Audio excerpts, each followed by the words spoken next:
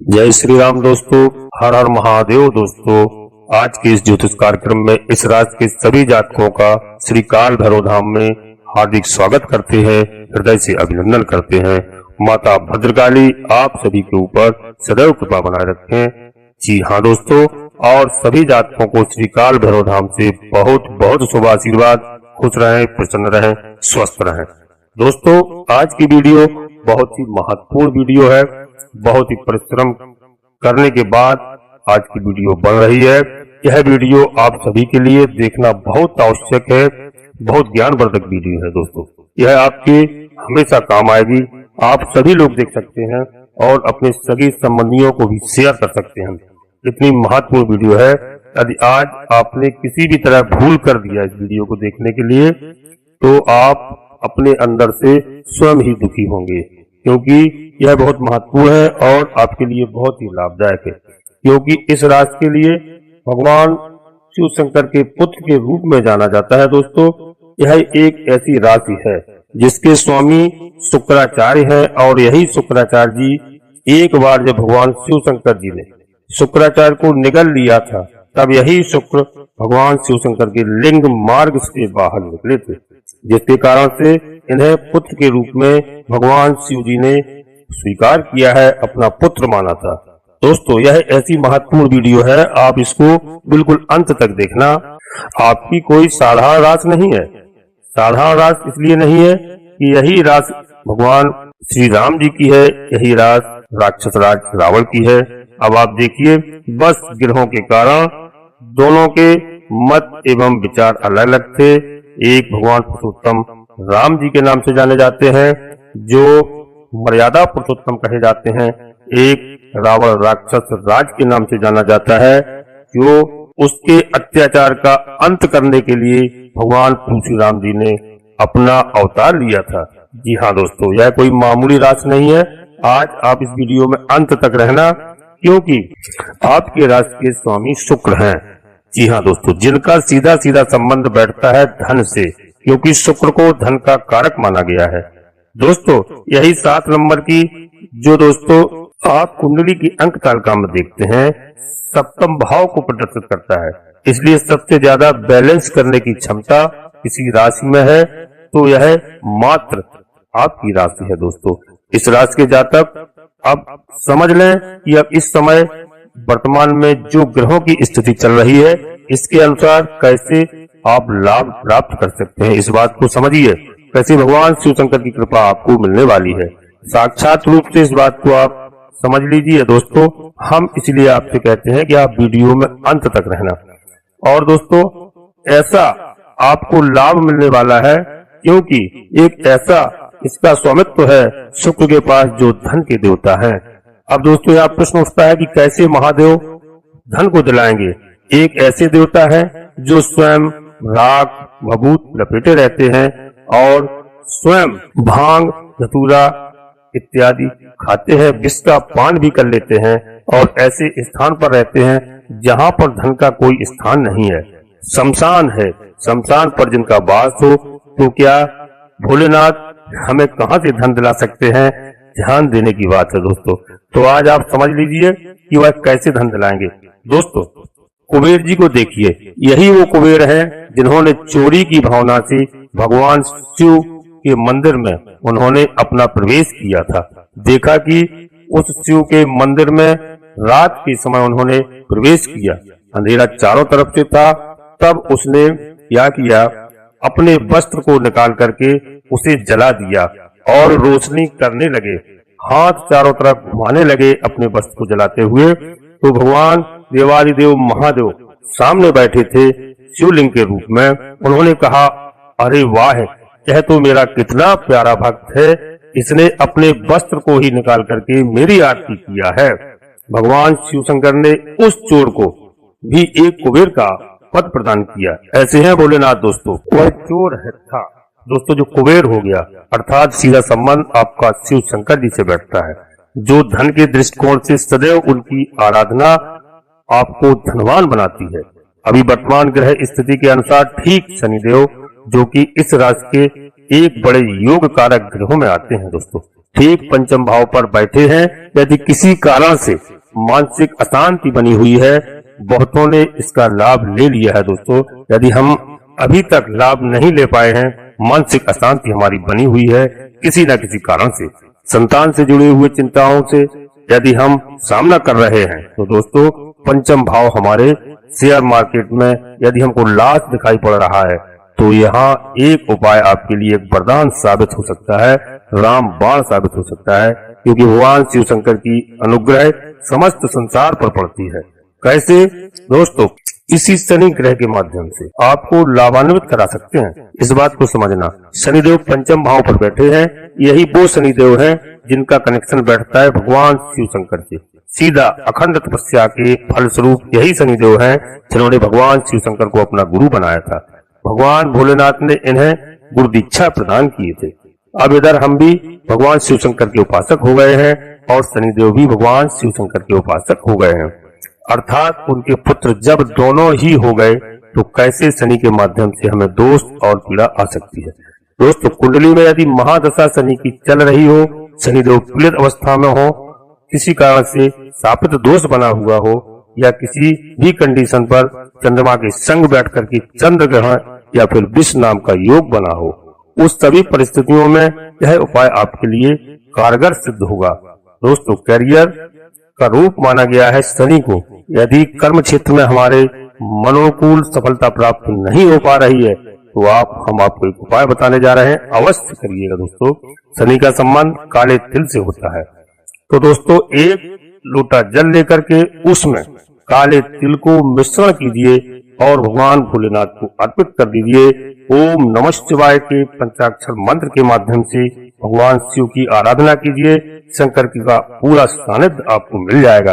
साथ ही साथ शनिदेव से संबंधित जो पीड़ा है आपके ऊपर, उससे आपको मुक्ति मिल जाएगी, हम गारंटी के साथ कहते हैं दोस्तों। और दूसरा उपाय हम आपको बताने जा रहे हैं, इसी के साथ कीजिए सम का पत्र, जिसे शनि से जोड़ा जाता है, भगवान महादेव को अत्यधिक पसंद होता है। यह शनि का पत्र इसी भगवान शिव शंकर को आप अर्पित कीजिए। बेलपत्र आप भगवान भोलेनाथ पर अर्पित कीजिए। इस शनि से आपको मुक्ति मिलेगी। भगवान शिव के सानिध्य के लिए शास्त्र कहता है दोस्तों, हम यह नहीं कहते हैं दोस्तों। लोग कहें 11 बेलपत्र, 21 बेलपत्र, 1000, 1100, 51,000। दोस्तों यदि आपने एक भी बेलपत्र भगवान भोलेनाथ को चढ़ा दिया मन से, तो शास्त्र कहता है कि उसके 3 जन्मों के पाप धुल जाते हैं। 21, 11, 51, 1000, 10,000 वह तो अलग है दोस्तों। एक बेलपत्र का इतना महत्व है, जो लोग समझते हैं, जो लोग श्रद्धा से जाते हैं। जी हाँ दोस्तों, यह सावन का महीना है, आप बिल्कुल समी पत्र बेलपत्र लेकर के जाएं, भगवान भोलेनाथ को अर्पित करें। भगवान भोलेनाथ की आपके ऊपर कृपा होगी। अब हम आगे आपको बताते हैं भाई कि आगे कौन ग्रह हैं। राहु हैं। राहु चल रहे हैं इस राशि के ठीक 6ठे भाव पर। एक ऐसा स्थान है जो आपके रोग का स्थान है, आपके कष्टों का स्थान है। यही वो स्थान है दोस्तों, आपकी नौकरी का स्थान है। 6ठे भाव का राहु नौकरी में परिवर्तन करते हैं। लेकिन यदि मेरे मनोनुकूल नौकरी में मुझे सफलता नहीं मिल रही है, मेरे रोग आज बने हुए हैं या फिर शत्रुओं से हमें पीड़ा मिल रही है, तो आप यह उपाय आपके लिए बहुत ही अच्छा साबित होगा। आप ध्यान दीजिए और इसको करिए। वीडियो बहुत महत्वपूर्ण है, इसको बीच में बिल्कुल मत छोड़िए दोस्तों, क्योंकि वीडियो आपके लिए रामबाण है आज की वीडियो। जी हाँ दोस्तों, ध्यान दीजिए। यही वो राहु है जिस समय पर समुद्र मंथन का समय चल रहा था, भगवान नारायण मोहिनी रूप धारण करके अमृत का पान करा रहे थे देवताओं को। राहु प्रवेश कर गए बीच में दोस्तों। भगवान नारायण जान गए, सुदर्शन चक्र निकाल करके राहु को सिर काट दिया, जिससे ऊपर का हिस्सा राहु बना और नीचे का भाग केतु बन गया। केतु वो निर्मित मार्ग थे, उन्होंने स्वीकार कर लिया दोस्तों, लेकिन राहु को शांति नहीं मिली। इससे भगवान महादेव की आराधना की। भगवान भोलेनाथ प्रकट हुए। इसने वरदान मांगा कि भोलेनाथ मुझे आप वरदान दीजिए, मैं अब कहाँ जाऊं। भगवान भोलेनाथ ने उस राहु के मुंड को उठाया और अपने गले में धारण कर लिया, मुंड की माला बना करके दोस्तों। कहा गया है कि इसी मुंड की माला को भगवान शिव शंकर जी ने धारण किया। अब राहु से यदि हमको सफलता चाहिए, नौकरी में सफलता चाहिए, ध्यान दीजिए दोस्तों, एक पुष्प की माला आप भगवान शिव शंकर को किसी सोमवार के दिन या इस श्रावण मास में जरूर कीजिए दोस्तों। बहुत अच्छा रहेगा, बहुत बढ़िया रहेगा दोस्तों। अभी आपको 4 सोमवार मिलेंगे दोस्तों। एक सोमवार तो 22 जुलाई को कल निकल गया है, अभी 19 अगस्त तक आपको 4 सोमवार रहेंगे। तो दोस्तों इस बीच में यदि आप इस वीडियो देख रहे हैं तो दोस्तों आप याद रखिए, अभी इस माह में कर लीजिए सावन के, और आगे भी आपको जब मौका मिले, अगले वर्ष 5 साल बाद, 10 साल बाद, जब भी दोस्तों आपको समय मिले, आप अवश्य उस समय जो सोमवार पड़े या उस समय जो श्रावण मास पड़े, उस समय पर राहु से जड़ित प्रॉब्लम आपके लिए कभी आए तो आपको सफलता दिलाएगा। यह मेरा उपाय दोस्तों। पुष्प की माला लीजिए आप, विशेष तौर पर उसमें मंदार का पुष्प हो अति उत्तम है, आक के फूल हो तो अति उत्तम है, मंदार पुष्प, बहुपुष्प दोस्तों। और तो दोस्तों आप आग के पुष्प की माला बना सकते हैं दोस्तों, धतूरे के पुष्प भी चढ़ा सकते हैं। आप अवश्य चाहिए भगवान भोलेनाथ को, क्योंकि आपको सभी कष्टों से मुक्ति मिलेगी, राहु से भी आपको मुक्ति मिलेगी। शिव शंकर भगवान एक ऐसे हैं महादेव जिसके ऊपर कृपा हो जाए दोस्तों वह कुछ नहीं चाहते हैं। वह एक ऐसे महादेव हैं जो भी उनके पास प्रेम से जाता है उस सभी की मनोकामनाएं पूर्ण करते हैं। आप यहीं से देख लीजिए, जब एक चोर को कुबेर बना सकते हैं दोस्तों तो आपको क्या नहीं दे सकते हैं। अब हम अगले ग्रह पर जाते हैं दोस्तों, इस समय चल रहे हैं ठीक आपके अष्टम भाव पर। देवगुरु बृहस्पति, यदि जीवन में कुछ रुकावटें बनी हुई है, हमारा मन किसी काम में नहीं लग रहा है, हमें समस्याओं का सामना करना पड़ रहा है, चाहे वो व्यापारिक क्षेत्र में हो, नौकरी क्षेत्र में हो, या हमारे पारिवारिक जीवन में हो, या विवाह से हो, या शिक्षा से हो, हमें कोई भी परेशानी इस समय आ रही है, रुकावट हो रही है हमारे कार्य में, तो गुरु के इस उपाय को आप जरूर करिए, क्योंकि अष्टम भाव पर गुरु हैं दोस्तों। भूलिए मत, क्योंकि अष्टम भाव ही आपके जीवन में परिवर्तन का है। आगामी आने वाले 10 माह तक यह देवगुरु बृहस्पति आपके अष्टम भाव को छोड़कर कहीं नहीं जाने वाले हैं। इस समय को हम बेहतर कैसे बना सकते हैं दोस्तों? भगवान शिव शंकर जी अपने शीश पर एकमात्र गंगा को ही स्थान उन्होंने दिया है, और यह देव गुरु बृहस्पति जो कि ज्ञान के कारक हैं, अर्थात ज्ञान गंगा को ही भगवान शंकर ने अपनी जटाओं में धारण कर रखा है। इस समय पर भगवान शिव की आराधना दोस्तों, शिव शंकर को यदि हम गंगा जल मिश्रित जल अर्पण करते हैं, भगवान शिव शंकर की कृपा हमें पूरी प्राप्त होती है। जीवन में कोई बाधाएं हैं, उन बाधाओं से हमें मुक्ति मिलेगी। ध्यान दीजिए दोस्तों, उस गंगा के जल में आप कुछ चुटकी हल्दी को भी मिला सकते हैं, क्योंकि हल्दी का रंग पीला होता है, और इस प्रकार से हम अष्टम भाव के दोष को दूर कर सकते हैं।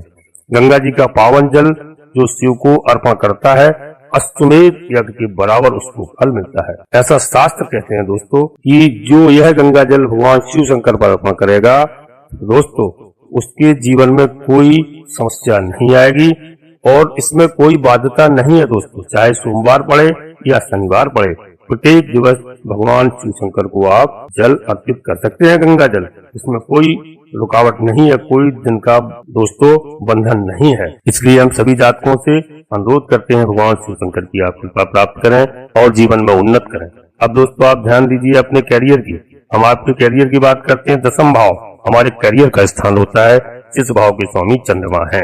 आज नहीं, कभी भी कैरियर में कोई किसी भी प्रकार की समस्या आती है दोस्तों, यदि आप इस राशि के जातक नहीं है तब भी आप वीडियो को देख सकते हैं, क्योंकि आप अपने घर परिवार में अपने मित्रों दोस्तों को भी उपाय बता सकते हैं। महत्वपूर्ण उपाय है, ऐसी वीडियो बहुत कम ही मिलती है दोस्तों। यह उपाय आप जरूर करिए, सफलता के श्रेष्ठ मुकाम को आप प्राप्त कर सकते हैं। चंद्रमा इस भाव को दोस्तों क्या 4 नंबर की राशि है।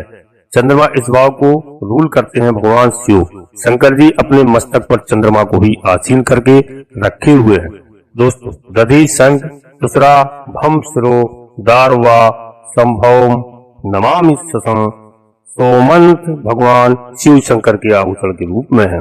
इस चंद्रमा का निवास भगवान शिव शंकर के ने अपने हाथों से किया है।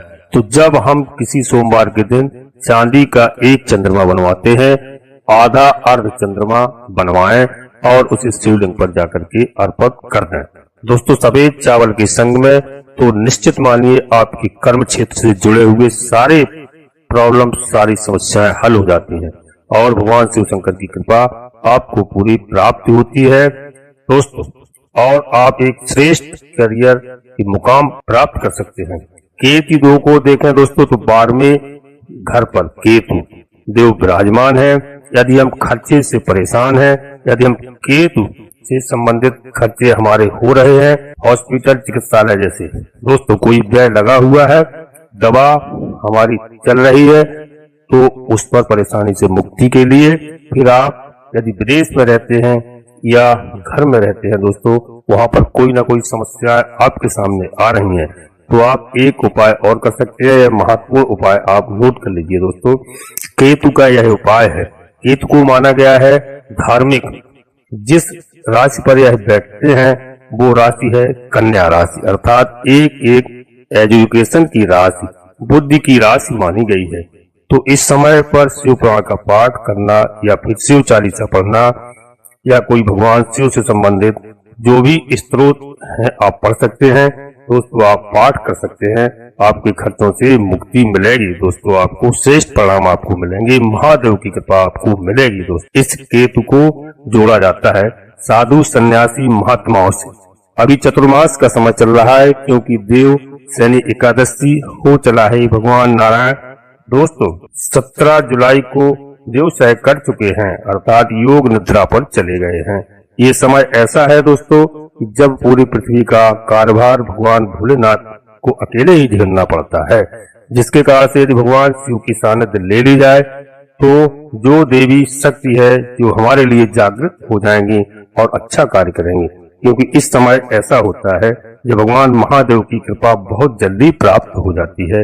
एक ऐसे देवता है महादेव जो देते समय सोचते नहीं है कि भक्त कैसा है और उसे क्या देना है क्या नहीं देना है। जिसने जो मांगा भगवान भोलेनाथ उठा करके तुरंत प्रदान कर देते हैं। इसकी अनेक कथाएं मौजूद हैं दोस्तों, आपने सुनी भी होंगी और आप सुनते भी रहते होंगे। भगवान भोलेनाथ की ऐसी कृपा है दोस्तों। यह सावन का महीना बहुत ही पूरे वर्ष का महत्वपूर्ण माह होता है और भगवान भोलेनाथ का सानिध्य प्राप्त होता है लोगों को। अब दोस्तों हम अपनी वाणी को यहीं पर विराम देते हैं और आपसे एक बार पुनः फिर अनुरोध करते हैं कि आप श्री काल भैरव धाम चैनल में पहली बार आए हैं दोस्तों, तो चैनल को सब्सक्राइब अवश्य कर लें और एक छोटा सा प्यारा सा लाइक अवश्य करें, जिससे हमारा मनोबल बढ़ता है और यह पूर्तियां निःशुल्क है।